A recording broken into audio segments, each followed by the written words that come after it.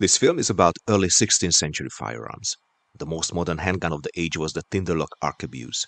This is often called a snap or snapping matchlock, or Schwamm-Schnappschloss in German. But in the late 15th, early 16th century, it was simply called the Büchse, while their users, they were called Büchsenschützen. These guns were light, much lighter than the muskets invented in the second half of the 16th century. Their caliber was also smaller, mostly between 10 to 16 millimeters. The heart of the system was the snaplock that was actuated with a trigger button. This was the first trigger mechanism that acted against the force of a leaf spring. Therefore, the lock time of the gun was much faster than in case of any guns with a simple serpentine lock. This contributed a lot to accurate shooting.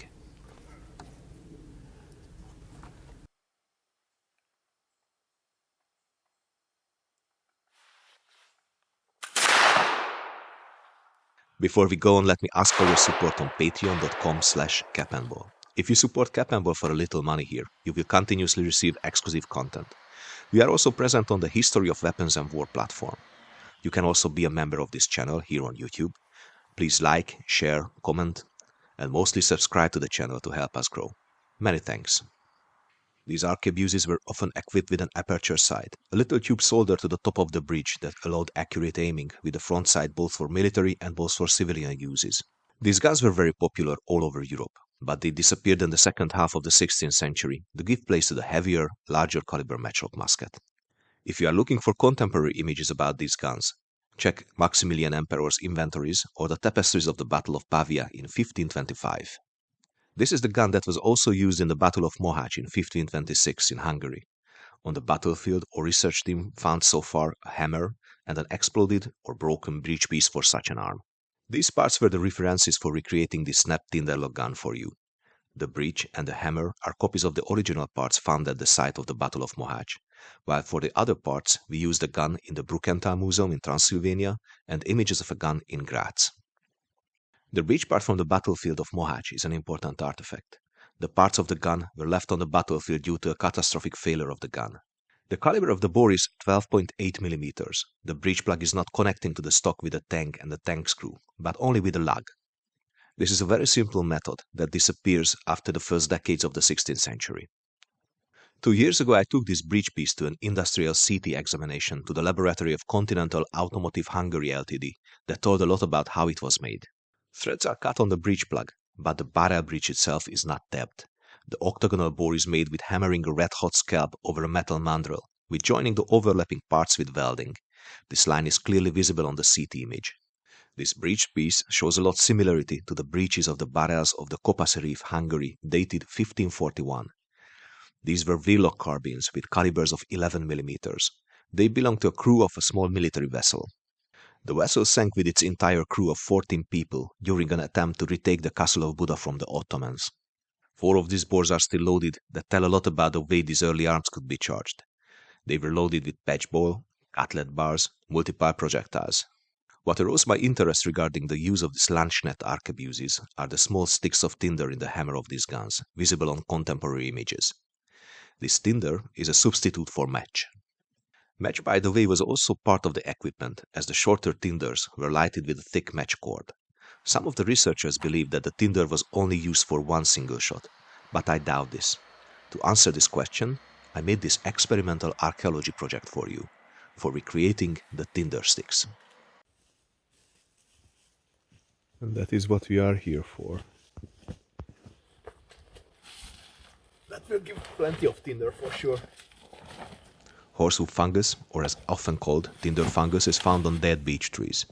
They were used for lighting the fire for thousands of years, and it was obvious to use them for lighting the priming powder of the firearm as well. I could put a normal slow match into the hammer as well. It does not make any kind of difference, but I want to be faithful to the name, so now I'm going to make some tinder. I will start with removing the harder outer surface. We don't need that.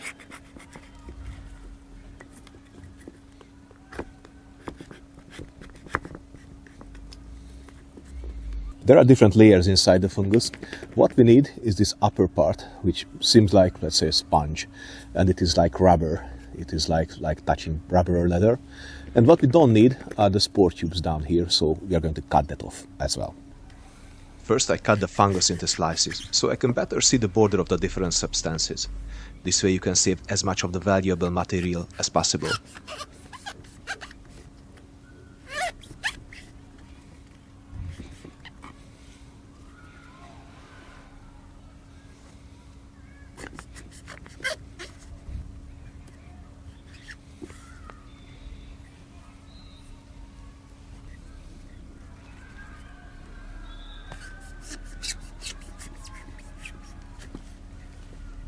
So this is the useful part of the tinder fungus.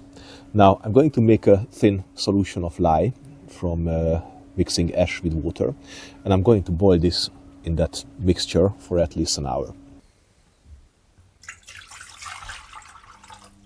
1 liter of water and 2 deciliters of ashes will make a good mix.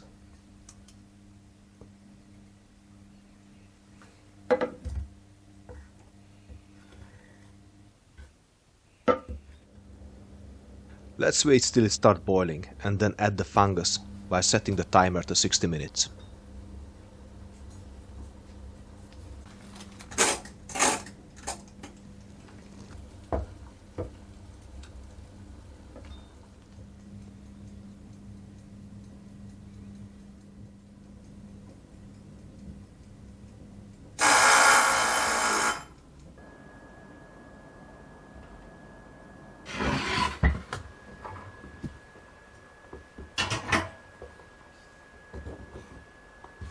Now it is time to remove the fungus from the water and rinse it in fresh water. Do this until the fresh water remained clear.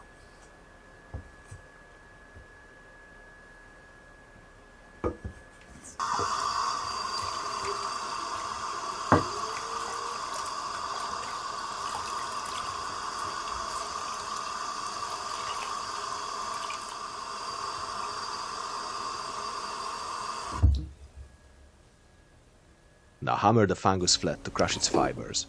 The material you are after is like soft leather with a thickness of 2-3 millimeters.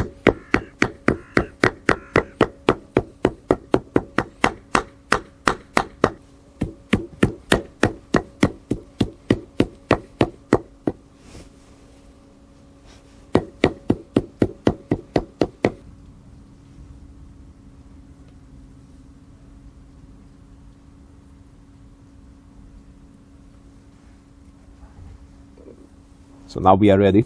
We just have to wait until it dries completely. I'm pretty sure that it will take a few days. But if you are impatient like capandball, you can shrink that time to 30 minutes using a food dehydrator.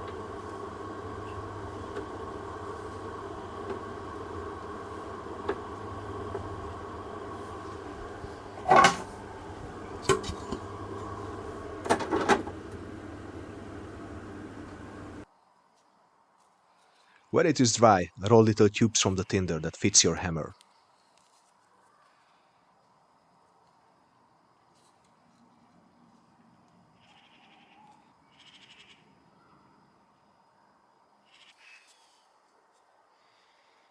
The material you get burns hot and it is very hard to put out. If you make its surface fluffy, it will easily catch the spark from a flint and steel.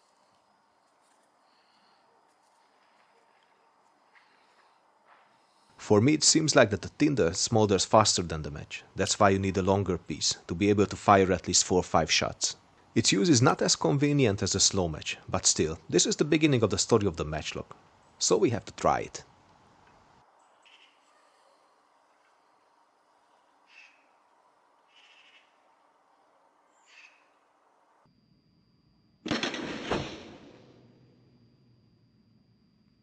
The first trial was successful, and I already had an idea how to make longer pieces.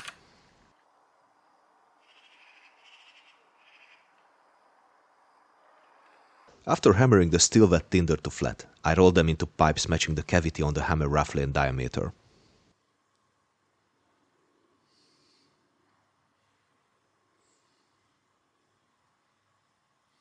I used a piece of soft wire to help it keep the shape, and dried them on the food dehydrator.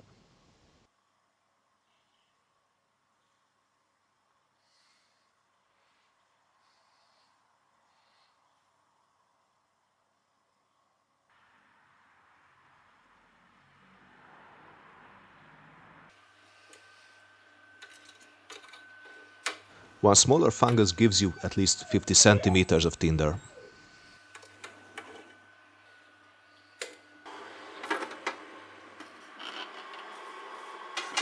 It needs only an hour to dry. After removing the wire, it keeps the shape perfectly.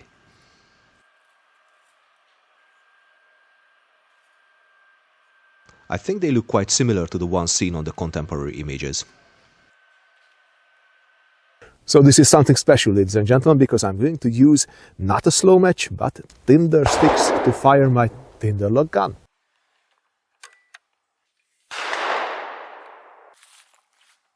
I'm charging the gun from wooden powder containers hanging on the bandolier. The charge is 60 grains of 1.5F Swiss powder and a 445 round ball wrapped in 0.31mm patch. This is perfect for the 12mm caliber bore.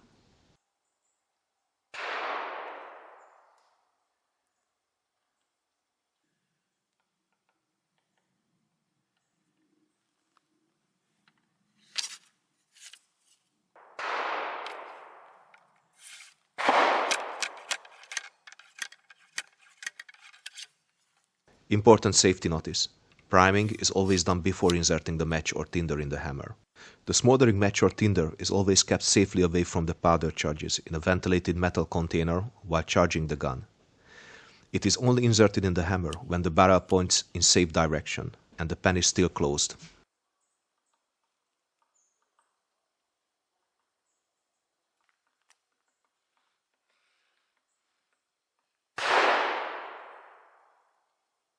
Handling the tinder is quite easy. The hard stick is easy to place in the hammer and its length is easy to adjust.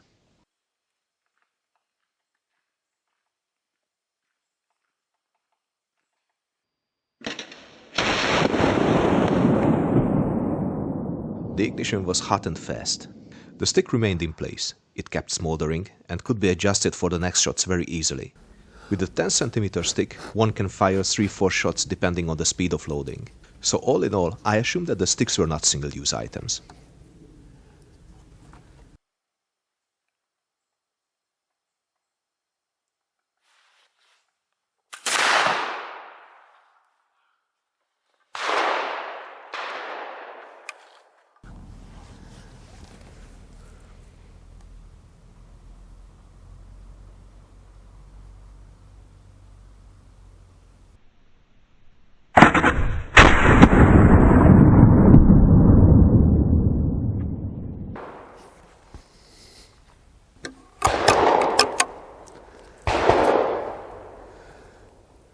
So this is definitely a happy group. Out of the 6 shots, 5 shots are in the size of a 10 ring. The distance is not too much, it's only 30 meters, but anyway, it's a very, very good start. This was the very, very first load. So I really have to say that I have great expectations for this Landsknecht arquebus. So ladies and gentlemen, thanks for watching. Please subscribe to our channel. Please support us on patreon.com/capandball. And please visit us on History of Weapons and War platform. Until next time, stay cool and keep your powder dry.